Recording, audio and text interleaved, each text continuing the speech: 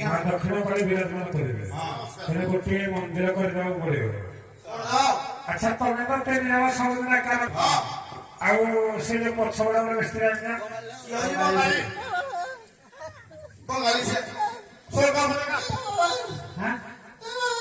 काम शिखी हाँ আমার প্ল্যান নাই ডিজাইন করিও যে মন্দির নির্মাণ করবো আগে স্বর্গ গাইব তারপর লাগে দাওটা করিও হ্যাঁ করিও এটা করিও এই রে